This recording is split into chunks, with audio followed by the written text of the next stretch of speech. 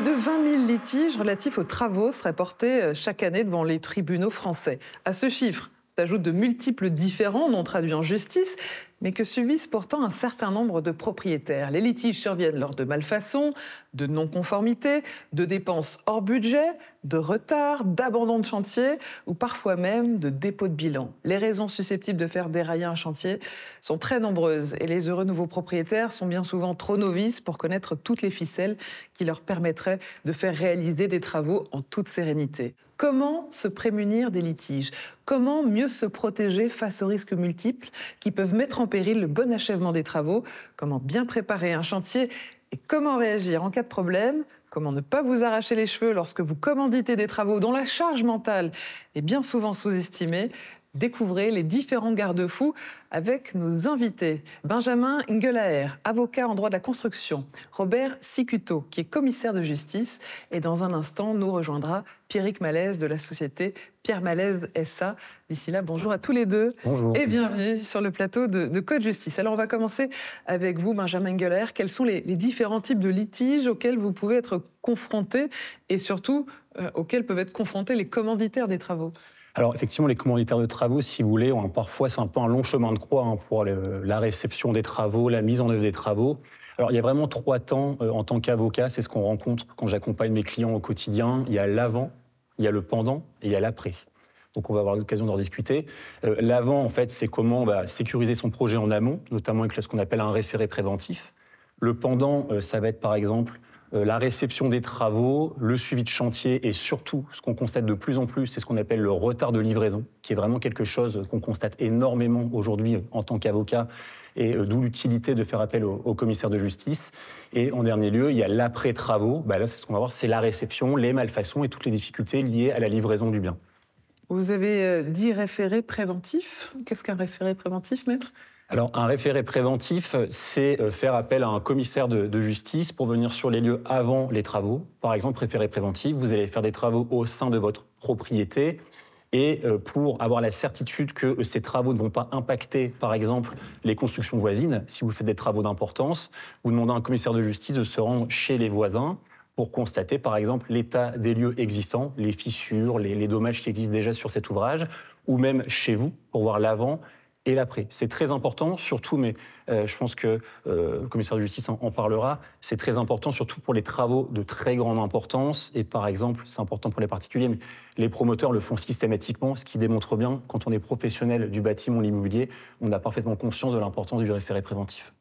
Robert Sicuto, qu'est-ce que les commissaires de justice peuvent proposer justement aux propriétaires pour se prémunir des différents litiges évoqués par Benjamin Ngelaer à l'instant? Justement, pour rebondir sur ce qui a été dit, effectivement, nous pouvons intervenir préalablement à la réalisation des travaux, donc c'est le préventif, vous faites le référé préventif, nous ferons un constat avant travaux qui permettra d'avoir une photo, une situation du bien, qui soit bien figé et donc une preuve irréfutable qui pourra servir en cas de dommages à venir ou post-travaux. Ça permettra de se prémunir par rapport aux voisins qui pourraient, le cas échéant, invoquer qu'il y a eu lors des travaux des fissures où on a causé des dommages chez eux, qu'on a causé des dommages sur les parties communes, notamment dans une copropriété.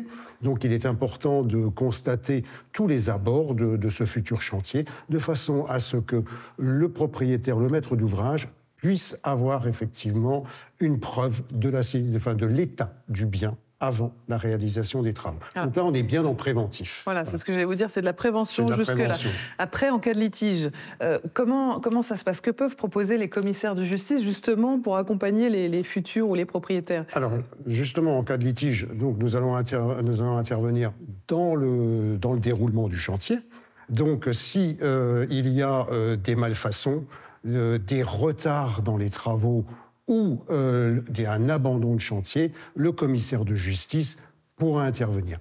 Et je vais juste ouvrir une parenthèse très rapidement, c'est de dire que toujours dans ce préventif, il est important que le client fasse faire un devis détaillé, ce qui permettra à la fois à l'avocat et au commissaire de justice que nous sommes de pouvoir effectivement lister et vérifier les points qui ont été réalisés ou non réalisés et les malfaçons le cas échéant. Voilà. Ça veut dire, maître, par exemple, que vous prévoyez dans le contrat des intérêts de retard. Exactement. Ça, c'est extrêmement important parce que la constatation, vraiment, c'est de l'avant et de l'après.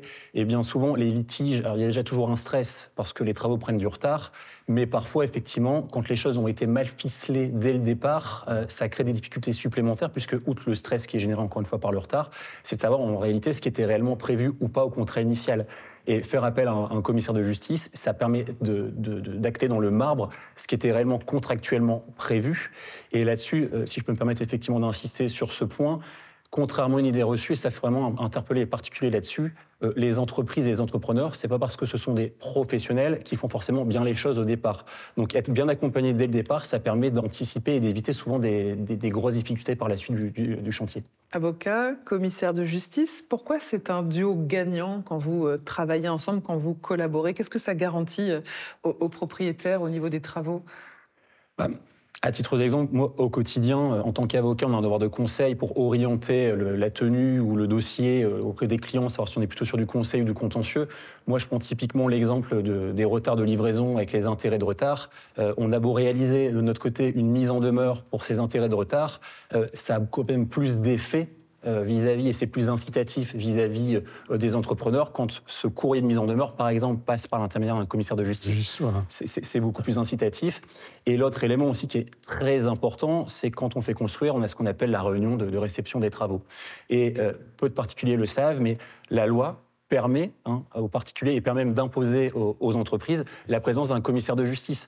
Et je pense que ça pourrait être souligné par la suite, mais cette présence est très très importante parce qu'il faut vraiment faire un PV de réception au carré. Et c'est là-dessus, je pense que c'est vraiment une notion de duo gagnant pour moi extrêmement importante et prend tout son sens. Robert Cicutto, vous vouliez compléter? Alors, je voulais juste compléter qu'effectivement, nous, on va figer la situation à l'instant T, ce qui va permettre d'avoir cette preuve irréfutable qui pourra servir donc à l'avocat dans le cadre d'une procédure. Donc, il aura effectivement cette image figée. Et après, a posteriori, nous, au niveau de la réception aussi, nous pouvons accompagner le client dans la réception donc, du chantier et noter les réserves de façon à ce que ce soit bien retranscrit, alors que souvent ce n'est pas le cas. Comment vous réagissez quand Maître Ingeler dit un courrier de commissaire de justice, donc anciennement huissier de justice, a plus d'emprise sur les gens qui le reçoivent? Alors déjà, je ne vais pas parler de courrier, mais je vais parler d'acte. Donc en fait, c'est un acte que nous allons délivrer à la société, à l'artisan ou au riverain. Donc cet acte, effectivement, a une portée beaucoup plus forte, puisque en fait, le commissaire de justice va se déplacer chez la personne pour lui remettre cet acte. Donc en fait, il y a quand même un formalisme qui est quand même important.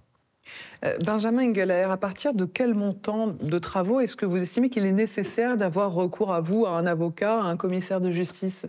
Alors ça, c'est un peu la question, on va dire, ultime quand on reçoit nos clients. J'ai envie de dire qu'il n'y a pas réellement de montant minimum, ça dépend du budget de chacun, mais à partir du moment où quand même des travaux ont une certaine importance, en tant qu'avocat, je dirais qu'à partir de 4 000 €, même des menus travaux, ça justifie tout à fait d'avoir à faire appel à un commissaire de justice ou un avocat.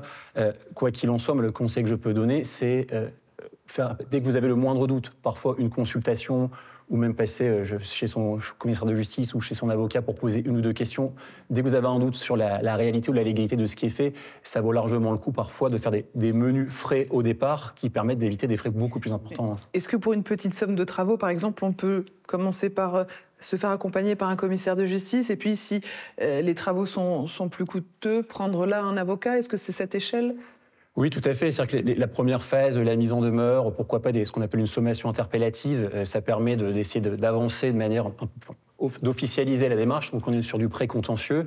Et puis si finalement ce pré-contentieux par l'intermédiaire du commissaire de justice n'est pas opérante, dans ce cas-là, effectivement, prendre un avocat, j'ai envie de dire, en dernier recours, ce serait pour les procédures avec représentation obligatoire. Donc on a plus de 12 000 € dans le tribunal judiciaire. Quel est votre conseil? Le minimum, c'est de faire l'état des lieux, le constat pré-travaux? En fait, je ne parlerai pas de montant de travaux, parce que ça tout dépend de la nature des travaux qu'on va réaliser. Si on va commencer à attaquer la structure, on va faire des travaux assez lourds. Ou dans une copropriété. Voilà, il me paraît indispensable effectivement de faire ce constat.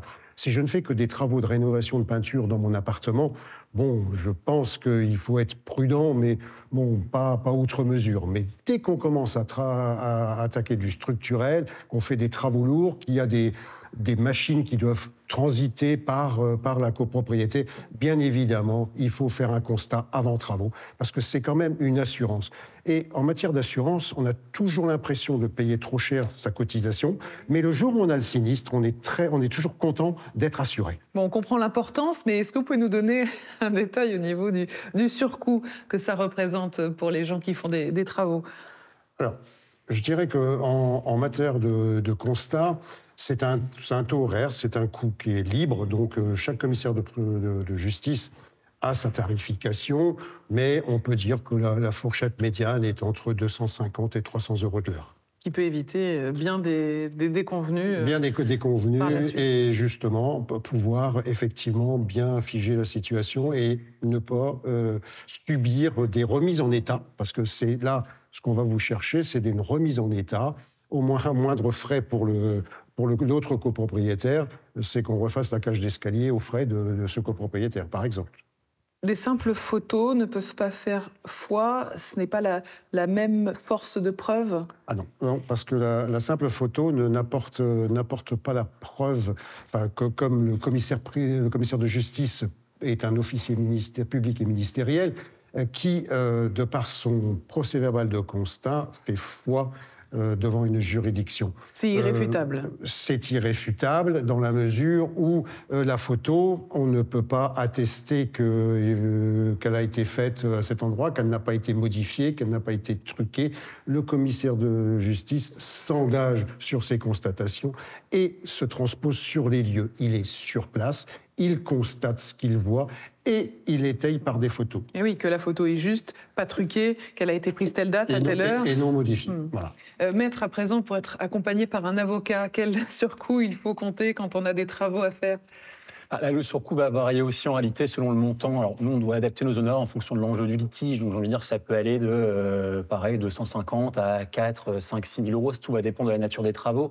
Mais moi, si certains clients justiciables, effectivement, regardent l'émission, moi, je dis toujours, à l'issue du premier rendez-vous, avant que nous, en tant qu'avocats, on puisse envisager quoi que ce soit, il faut faire appel à un commissaire de justice pour constater la réalité des éléments. C'est-à-dire qu'on si on n'a pas ce commencement de preuve, ça ne sert à rien. Et même en matière d'expertise, de travaux et de malfaçon, aujourd'hui, si vous faites une procédure en référé-expertise pour un expert judiciaire, le magistrat ne donnera pas cette expertise si vous ne produisez pas un constat de commissaire de justice en amont. Donc c'est extrêmement important. Pourquoi il ne faut absolument pas que ce surcoût soit un frein? Vous pouvez nous donner quelques exemples? Si on n'a pas tout cet encadrement, toutes ces preuves, ça peut se chiffrer en dizaines de milliers d'euros de préjudice? La première problématique, c'est le défaut de preuve, parce que l'élément probant, malgré tout, ça reste aujourd'hui. Si vous voulez avoir une indemnité en matière de travaux, il faut faire la preuve entre un fait générateur et une incidence. Cette preuve, c'est l'élément probant. L'élément probant, justement, ça va être par exemple ce constat du commissaire de justice. Et pourquoi est-ce qu'il ne faut pas, entre guillemets, regarder les dépenses? C'est un budget, certes, mais c'est extrêmement important, parce que si dès le départ, vous ne faites pas acter les éléments qui vont dans votre sens, si dès le départ, vous n'êtes pas conseillé dans les délais, ça peut très vite avoir des aspects et des impacts extrêmement négatifs. Ça peut être prescrit, vous avez les garanties de parfait achèvement. Si vous ne faites pas constater dans le PV de réserve l'ensemble des griefs, vous ne pourrez plus le faire par la suite. Si vous ne faites pas la bonne procédure, eh bien, vous ne pourrez peut-être pas la recommencer. Vous avez la garantie des vices cachés, des malfaçons. Il y a un ensemble, il y a un spectre de délais, d'éléments de preuve, de procédures, de conseils à mettre en œuvre, où effectivement, il vaut mieux parfois ne pas faire l'économie de ses frais pour avoir une sortie favorable dans ce type de contentieux. Et vous me confirmez ce que je disais en introduction, que sur les travaux, malheureusement, on aboutit à beaucoup de litiges?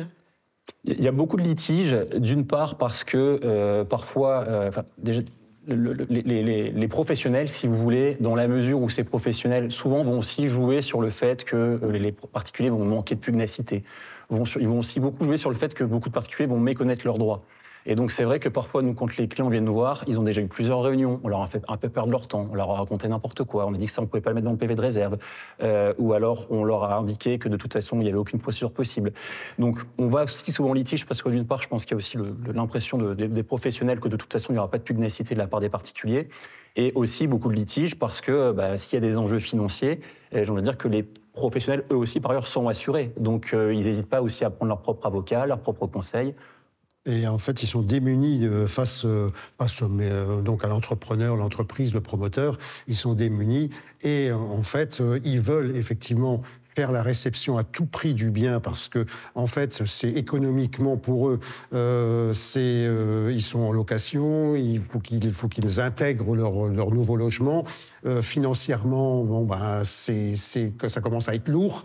Donc, en fait, ils vont laisser filer quelques points et qui risquent d'être irréversibles après pour les rattraper. Pierrick Malaise, c'est vous qui faites les travaux, votre entreprise. Quand un client est accompagné par un commissaire de justice, par un avocat, quel est l'impact sur l'entreprise qui réalise les travaux? Alors l'impact est certainement très sérieux dans le sens où on prend aussi en conscience que le client veut que les choses se passent très très bien. Qu'il est peut-être procédurier, qu'il sera bien protégé, qu'il aura des preuves. Mais alors ça peut effectivement être le sentiment, mais je pense que ça peut avoir aussi un sentiment positif pour que les travaux se passent bien. Une forme de pression. Voilà, exactement.